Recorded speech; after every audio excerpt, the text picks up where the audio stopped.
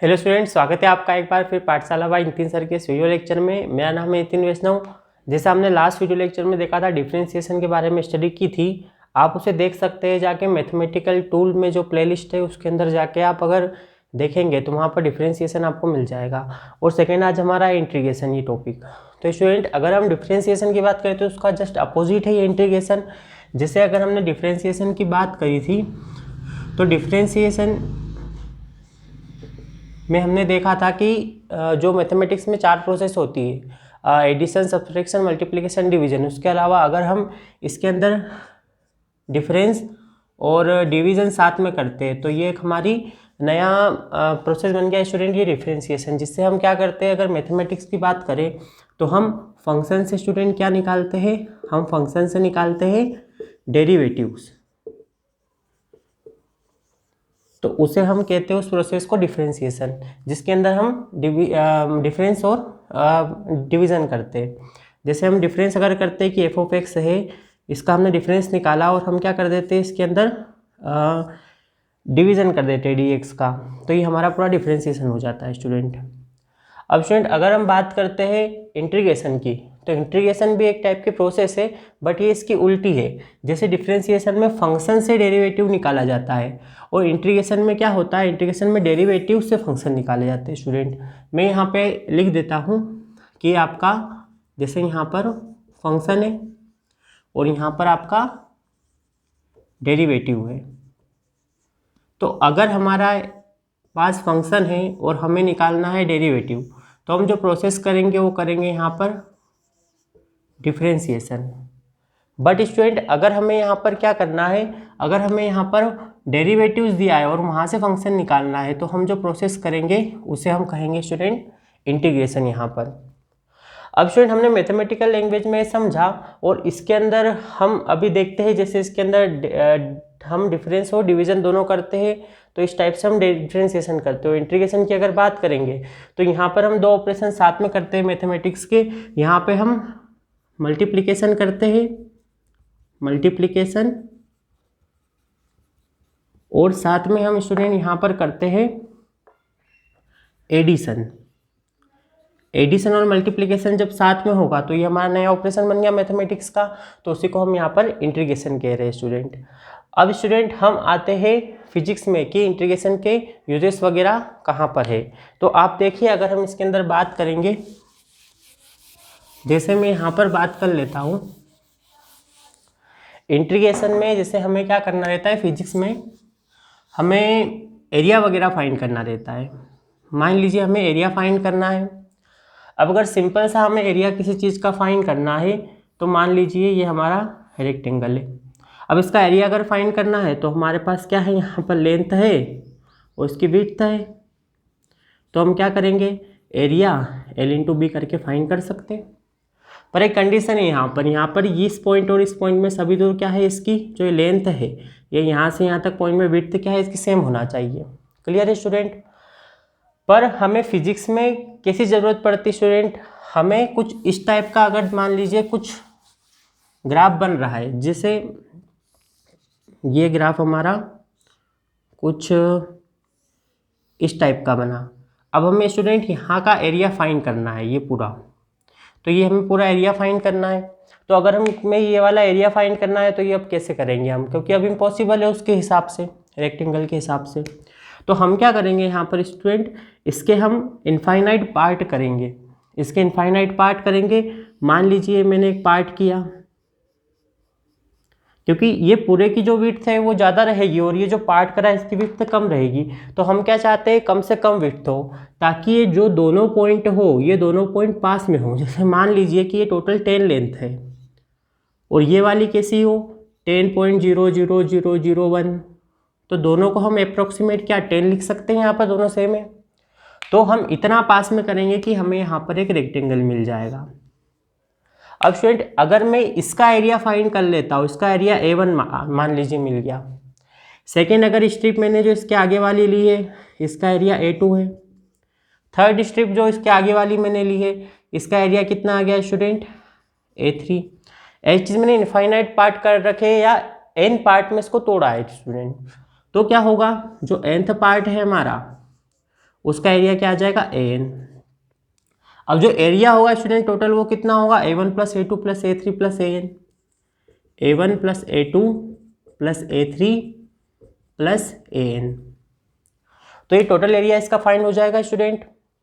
अब total area इसका find हो जाएगा तो जो लिखने का तरीका है इसके अंदर इंटीग्रेशन में हम कैसे लिखेंगे इसको, कि यहाँ पर जब मैंने जैसे एरिया निकाला, जैसे मान लीजिए A1 मैंने एरिया निकाला, तो ये जो लेंथ थी ये मैं ले लेता हूँ, कितनी लेंथ है, तो ये dx है, और ये जो इसकी ये विड्थ है या ये लेंथ है और ये विड्थ है, तो इसकी लेंथ y होगा और इसकी विड्थ dx, सभी की dx है यहाँ पर। तो ये पहले वाले का मान लीजिए कि मैं इसका ही y1 ले लेता हूँ लेंथ, तो y1 × dx। सेकेंड वाले का क्या हो जाएगा A2, y2 × dx। एटीज हम आगे बढ़ते जाएंगे तो इस टाइप से होगा, मतलब हमें क्या है मल्टीप्लाई करना है यहाँ पे इनका दोनों का, लेंथ और विड्थ का, लेंथ और विड्थ का। तो हमने क्या करा, मल्टीप्लाई किया, और साथ ही हम क्या कर रहे हैं इसके अंदर एक और ऑपरेशन लगा रहे हैं, सबको क्या कर रहे हैं A1 A2 A3 सभी को हम ऐड कर रहे हैं, तो यहाँ पर एडिशन भी होगा स्टूडेंट। अब यहाँ पर जब एडिशन हो रहा है तो हम यहाँ पर कैसे लिखते हैं इसे, जैसे ये y1 y2 ये सब x के फंक्शन है, y1 y2 हमने डिफ्रेंशिएशन पढ़ा जब इसके बारे में चर्चा की थी कि y1 y2 ये हमने x के फंक्शन लिए हुए थे। y = हमने क्या लिया था यहाँ पर स्टूडेंट, हम लेके चले थे y = f(x), मतलब y is a function of x। तो आप यहाँ पर देखिए, यहाँ पर हमने क्या करा है, जब y dx y1 dx y2 dx y3 dx इस टाइप से, तो ये y हमारी जो लेंथ है और dx हमने इसमें लिया है, ये सब y1 + y2 + y3 इस टाइप से। तो हम सबका एडिशन लिखते हैं कुछ इस टाइप से, इस टाइप का हम साइन लगा देते हैं, और इसी साइन को हम बोलते हैं किसका, इंटीग्रेशन का साइन या सिंबल है ये इंटीग्रेशन का। जैसे हमने डिफरेंशिएशन में देखा था d/dx ऑफ f(x) या y, तो dy/dx मतलब differentiation of y with respect to x। तो इसे हम कैसे पढ़ेंगे कि integration of y with respect to x। तो हमारा क्या है यहाँ पर टोटल एरिया फाइंड हो जाएगा। तो यही इंटीग्रेशन की प्रोसेस है स्टूडेंट। जैसा हम डिफरेंशिएशन में डिवीजन और डिफरेंस साथ में लगाते हैं, जो मैथमेटिकल ऑपरेशन होते हैं, तो फिफ्थ वाला हमारा बना था। और अगर हम इसके अंदर एरिया इसके अंदर इंटीग्रेशन की बात करें तो हम क्या करेंगे, मल्टीप्लिकेशन करेंगे, और मल्टीप्लिकेशन के साथ में हम क्या करेंगे, एडिशन करेंगे। तो ये दो ऑपरेशन को जब हम कंबाइन करके करेंगे तो उसी को हम इंटीग्रेशन यहाँ पर कह रहे हैं। अब अगर हम बात करते हैं इसमें हम फंक्शन से डेरिवेटिव निकालते हैं, जैसे हमने देखा था डिफरेंशिएशन में, यहाँ पे हम डेरिवेटिव से फंक्शन निकाल सकते हैं। अगर कोई डेरिवेटिव हमें दिया हुआ है तो उससे हम फंक्शन निकाल सकते हैं यहाँ पर स्टूडेंट। तो आइए हम फिजिक्स में इसका यूज देखते हैं। जैसे मैंने जो आपको यहाँ पर बताया कि ये एरिया हम इस टाइप से फाइंड कर सकते हैं। मान लीजिए कि यहाँ पर ये हमारी स्प्रिंग लगी हुई है, और यहाँ से हमें स्प्रिंग को क्या करना है स्टूडेंट, यहाँ से हमको स्प्रिंग को पुश करना है। तो जब हम पुश करेंगे इसको यहाँ से, तो आप देखिए कि स्प्रिंग को जब इधर से धक्का मैं दूंगा तो पहले क्या मैंने 1 न्यूटन लगाया, जब इतना इसमें डिफ्लेक्शन आ गया, फिर मैंने इतना लगाने के बाद क्या करूँगा, जब और इस पर मैं पुश करूँगा और फोर्स लगाऊंगा तो अब 1 न्यूटन से तो ये अंदर जाएगा नहीं, क्योंकि ये क्या है इस टाइप से इधर फिक्स है, तो मुझे 2 न्यूटन का लगाना पड़ेगा, तब यहाँ से यहाँ गई। फिर मैं आगे बढ़ूंगा, इतना डिफ्लेक्ट करा तो मुझे 3 न्यूटन लगाना पड़ा, फिर 4 न्यूटन लगाना पड़ा। तो आप यहाँ पर देखिए जो फोर्स है हमारा ये क्या है, वेरिएबल फोर्स आ रहा है, मतलब सेम फोर्स नहीं आ रहा है हर जगह कि हर जगह 1 न्यूटन लगाया था हमने। तो ये वेरिएबल फोर्स या वेरिएबल क्वांटिटी के लिए हमें इंटीग्रेशन का यूज़ करना रहता है। जैसे आप देखिए यहाँ पर अगर हमें वर्क डन निकालना है तो वर्क डन आप सभी को पता है क्या होता है, फोर्स इंटू डिस्प्लेसमेंट। अब फोर्स में यहाँ पर लगा रहा हो और वेरिएबल फोर्स लग रहा है और डिस्प्लेसमेंट कितना है उतना ही है स्टूडेंट हर बार। तो आप देखिए अगर डिस्प्लेसमेंट यहाँ पर मैं dx से ले लेता हूँ और फोर्स मैंने f लगाया है, तो जब फोर्स हमने x लगाया और डिस्प्लेसमेंट dx है, मीन्स यहाँ पर जब आप ग्राफ बनाएंगे तो ग्राफ कुछ आपको इस टाइप का मिला, ठीक है। और यहाँ पर ये डिस्प्लेसमेंट हमने सिर्फ ये इतनी सी लिए dx इतना सा, और फोर्स हमारा लग रहा है ये हमारा फोर्स लग रहा है, तो क्या हो जाएगा f इंटू डी एक्स हो जाएगा यहाँ पर। और f इंटू डी एक्स जब स्टूडेंट यहाँ पर हो जाएगा तो वो क्या निकल जाएगा हमारा वर्क, पर डिस्प्लेसमेंट थोड़ा सा है तो वर्क भी थोड़ा सा निकलेगा। तो हम क्या करेंगे, अगर थोड़ा सा निकला वर्क और यहाँ पर डिस्प्लेसमेंट मान लीजिए x से हुआ, तो अगर dx डिस्प्लेसमेंट तो वर्क डन भी थोड़ा सा हुआ। अगर हम इसको इंटीग्रेट कर देते हैं, तो जब हम इंटीग्रेट करेंगे यहाँ पर तो क्या हो जाएगा स्टूडेंट, ये हमारा टोटल वर्क डन आ जाएगा integrate of F D x. तो स्टूडेंट हम इसे यहाँ से वर्क डन फाइंड कर सकते हैं। और एनर्जी वगैरह भी हमें फाइंड करनी है तो हम वर्क डन के टर्म में ही फाइंड करते हैं वर्क एनर्जी थ्योरम से, तो यहाँ पर हम एनर्जी भी फाइंड कर सकते हैं स्टूडेंट। तो इंटीग्रेशन बहुत ही बेस्ट प्रोसेस है इस टाइप से हमें निकालने के लिए। अब एक इंटरेस्टिंग हम फैक्ट देखते हैं इसके अंदर, क्योंकि अभी लॉकडाउन चल रहा है, तो लॉकडाउन के अंदर स्टूडेंट हम कैसा कि घर पे रहते हैं तो मतलब क्या सोचते हैं कि क्या करें, दिन भर हो जाता है। पर स्टूडेंट एक बहुत बढ़िया बात है यहाँ पे कैलकुलस की, कि कैलकुलस आप सभी को पता है इसे न्यूटन ने इससे बनाया था। तो उस टाइम इनकी रिसर्च चल रही थी, करीब 1665 की हम बात करते हैं।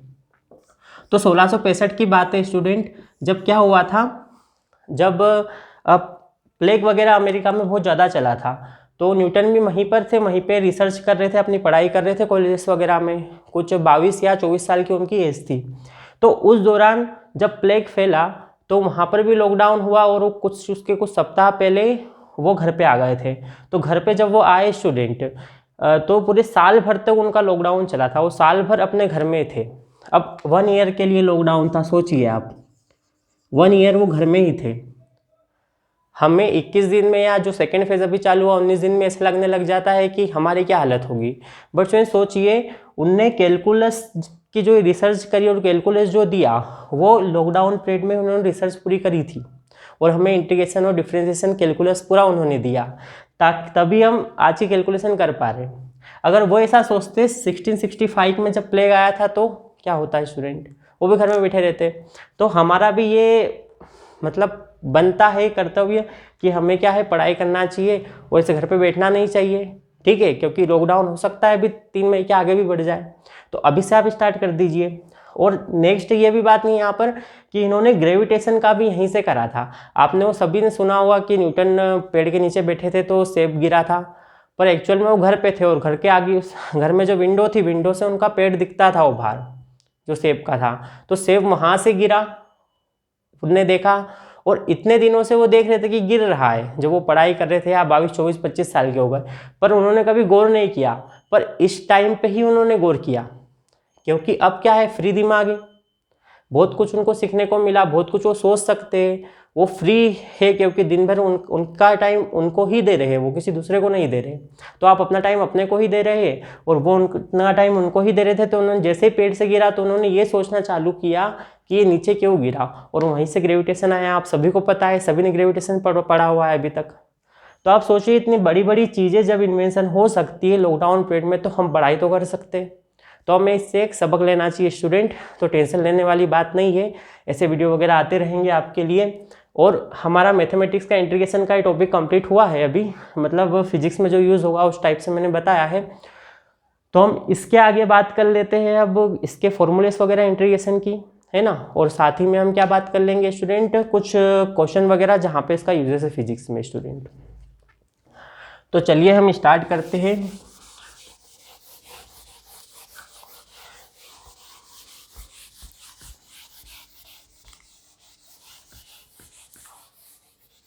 हाँ, डिफरेंशिएशन के अंदर हमने फॉर्मूले देखे थे। अब जैसे इंटीग्रेशन के अंदर फॉर्मूले की हम बात करें तो सिंपल सा जैसे फर्स्ट वाला फॉर्मूला x⁴n वाला आप सभी को पता है, हमने डिफरेंशिएशन में भी देखा था। तो इसे फर्स्ट फॉर्मूला हम इसकी बात करेंगे तो इसके अंदर x⁴n का फॉर्मूला क्या हो जाएगा स्टूडेंट, x⁴n+1/n+1। इसे याद रखने का तरीका क्या है आपका, याद रखने का तरीका ऐसा है कि पावर में एक ऐड करेंगे और वही पावर नीचे लिख देंगे जो आएगी। जैसे आप देखिए कि x⁵ का अगर हम करेंगे इंटीग्रेशन और विथ रिस्पेक्ट टू x होगा, x का विथ रिस्पेक्ट टू x कर रहे स्टूडेंट, ठीक है। अगर दूसरी क्वांटिटी से होगा तो फिर जो होगा यहाँ पर, जैसे मान लीजिए जो भी बचेगा वो कॉन्स्टेंट आ जाएगा, तो बाहर आ जाएगा, अभी हम देखेंगे। तो x⁵ का क्या हो जाएगा, पावर में क्या करना है, एक ऐड करना है और वही पावर नीचे लिख देना है।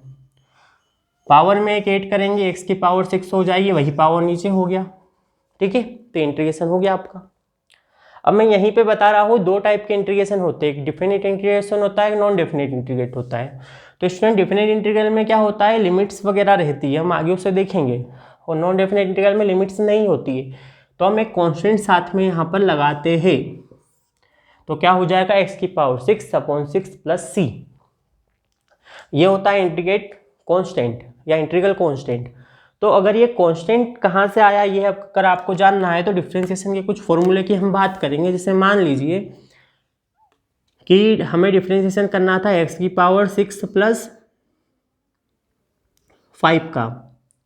अब हमें जब इसका डिफरेंशिएशन करना है तो हम इसका डिफरेंशिएशन करेंगे x के रिस्पेक्ट में। तो आप सभी को पता है डिफरेंशिएशन में पावर आगे आती है, एक पावर कम, पावर आ गया, एक पावर कम हुआ, और कांस्टेंट का डिफरेंशिएशन क्या होता है 0, तो 5 का हो गया 0, तो 6x⁵ हो गया स्टूडेंट। अब अगर हम ये हमें क्या मिला, ये फंक्शन था और ये हमें डेरिवेटिव मिल गया। हमें फंक्शन से डेरिवेटिव में जाना तो उस प्रोसेस को हम डिफरेंशिएशन बोलेंगे, बट अगर डेरिवेटिव से फंक्शन पे आना तो उस प्रोसेस को हम क्या कहेंगे स्टूडेंट, इंटीग्रेशन। तो अगर अब मैं 6x⁵ का करता हूँ इंटीग्रेशन, तो वो आपका आएगा स्टूडेंट यहाँ पर 5x⁵, तो पावर क्या हो जाती है, पावर बढ़ जाती है स्टूडेंट, है ना, n रहती है। तो 6 तो कांस्टेंट है, x⁵, तो x⁵ हो जाएगी और अपॉन में वही पावर आ जाती है। क्लियर, तो 6 से 6 कैंसल। अब क्या है आंसर स्टूडेंट, x⁵, डेरिवेटिव क्या था x⁵, तो आंसर क्या आना था, फंक्शन क्या आना था x⁵ प्लस 5, बट आंसर तो x⁵ ही आया है सिर्फ। इसीलिए हमें क्या है, ये जो 5 था ये 5 नहीं आया, इसलिए हम यहाँ पर क्या लगाते हैं, यहाँ पर कांस्टेंट लगाते हैं। तो यहाँ पर हम क्या लगाएंगे, कांस्टेंट, और ये कांस्टेंट क्या है, यहाँ पर 5 है, इसके लिए कुछ भी हो सकता है कांस्टेंट तो, और कांस्टेंट का डिफरेंशिएशन 0 होता है, बट इंटीग्रेशन कुछ तो होगा। क्लियर है स्टूडेंट। तो हम